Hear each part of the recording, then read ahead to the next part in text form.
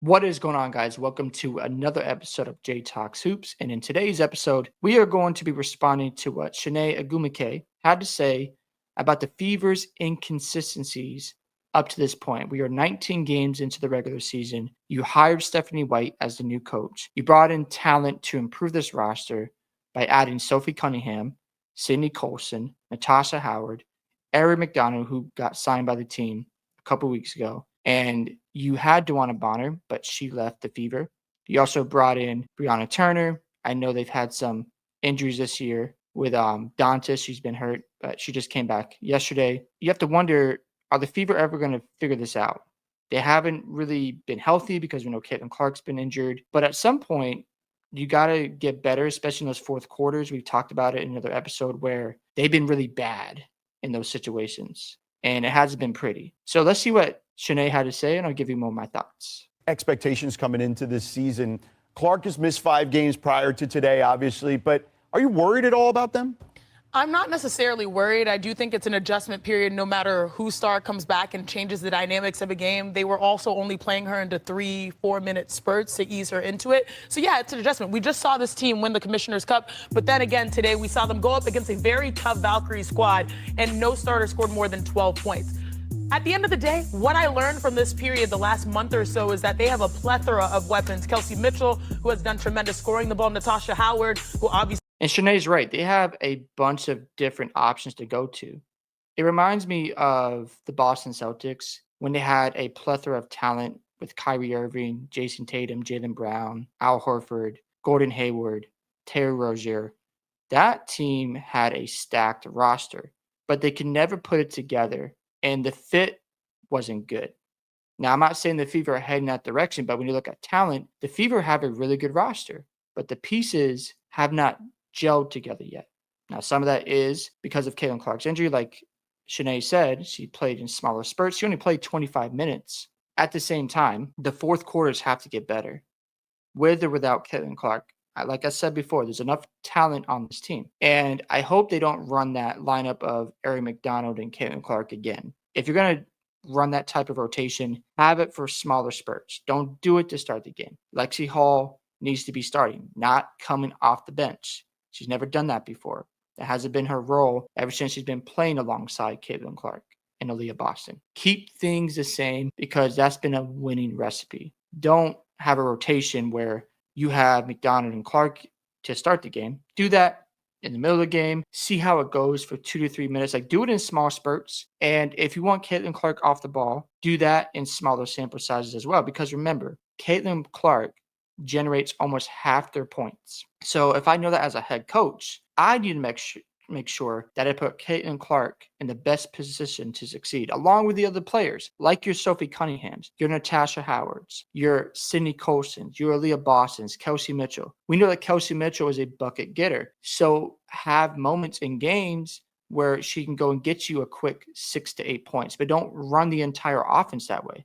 I believe isolation basketball can work, but do it at the right moments of a basketball game. That's something Stephanie White has to figure out. But there's plenty of talent on this team, and there's a lot of players who want to score the basketball. They just got to figure out the rhythm and the flow, and it might take them a little bit more time. But again, there's 25 games left. They've got to figure this out. They need to start stringing together some wins, because if they don't, they might find themselves missing the playoffs or battling for the last spot in the playoffs, and that's not a good place to be in. And you want to be going into the playoffs playing your best basketball. So build the right habits, because if you want to be able to compete with the Lynx and the Liberty, you got to be sharp.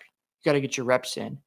And they're ahead right now because they've been playing together. They have the continuity. That matters when you get to the playoffs, because you're going to be sharper, because you understand each other's tendencies, and you got that chemistry. The Fever need to figure this out quickly.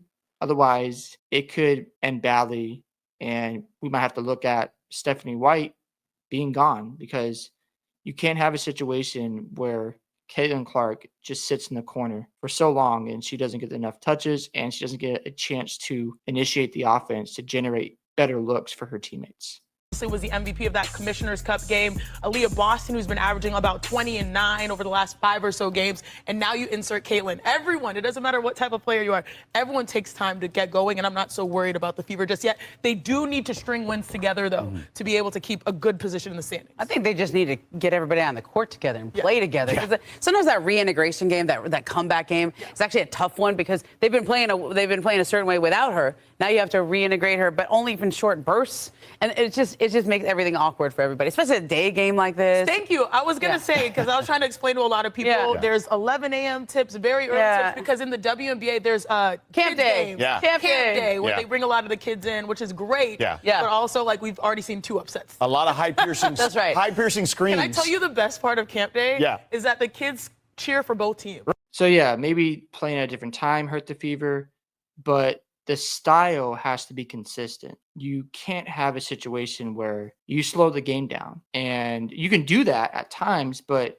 Caitlin Clark is at her best when they're playing with more pace. I'm not saying you're always going to run in transition. That's not realistic. But when the ball is popping off of Caitlin Clark's movements, passing, the offense has more life. And when you get away from that, what happens is Kelsey Mitchell dribbling the ball out of the air. And again, it's not a bad thing if you need a bucket, but there's other moments in the basketball game where the ball needs to be in Caitlin Clark's hands, making those choices. So I just think for the Fever right now, they got to figure this out fast. I don't think you need a situation where, let's just say they're at 17-17 and nothing has changed. Well, at that point, like, this is who they are. So the next few games are critical. You got the Dream tomorrow. The Dream have been playing great basketball. They have played the Fever very well. So it's important for the Fever to come out and get a big win. Then you got Dallas and Connecticut. You get both those wins. That's 3 in a row. If you can find a way to beat the Liberty on Wednesday, you feel good going to the All-Star break. Then maybe you lose the next one because it's back-to-back in New York. Then you got Las Vegas at home. Get that win. You go to Chicago. You handle the Sky. Now you're looking at, 11 and 10, 12, 13, 11, 15 and 11. And you would have won 6 of your last 7 games. They need to stretch like that, whether either win like 5 in a row or 7 of their next 8 games to get rolling. And then you're like, okay, the Fever are turning things around. They're playing with a better pace. Everything seems to be humming, and we'll see what happens in the playoffs. My expectations for the Fever before the regular season started was to just win a playoff series.